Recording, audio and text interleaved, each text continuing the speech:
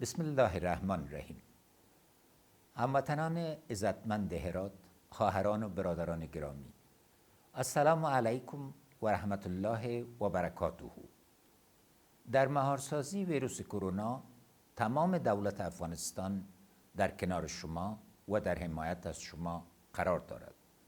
من هدایت دادم که در بعد خارجی این معضل، یعنی مدیریت بازگشت کنندگان، بسیج کمک ها، ایجاد سهولت‌های اضطراری، جلوگیری از رکود اقتصادی و تدارک امکانات خاص، اقدامات فوری و قابل ملاحظه صورت گیرد.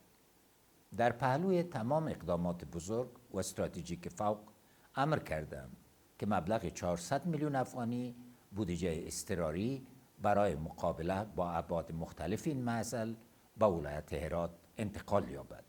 خواست من این است که با حضور نمایندگان مردم هرات در ولوسی جرگه و مشران جرگه، اعضای شورای ولایتی هرات، سکتور خصوصی، جامعه مدنی و سایر اقشار این ولایت یک شورای عالی ایجاد گردد تا چگونگی مدیریت مصرف و نظارت این تخصیص مالی را بر عهده گیرند.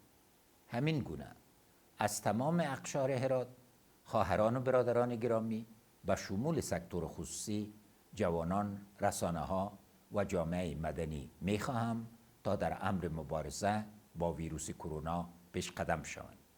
از سکتور خصوصی، متشبثین و جامعه فکری هرات می‌خواهم تا روی یک طرح واضح برای فعال نگه داشتن و رونق وضعیت اقتصادی هرات کار کرده در عملی نمودن آن با دولتتان همکاری نمایید. اطمینان داشته باشید که تمام امکانات دولتی به هدف جلوگیری از شیوع و مهار ویروس کرونا در اختیار شما قرار خواهد گرفت. من به حیث رئیس جمهور کشور به صورت دوامدار وضعیت را تعقیب نموده و هر زمان که نیاز باشد در خدمت شما عزیزان قرار خواهم داشت. با امید صحتمندی هر یکتان. زنده باد افغانستان، یشسن افغانستان، تلدیو افغانستان، پاینده باد هرات و هراتیان عزیز.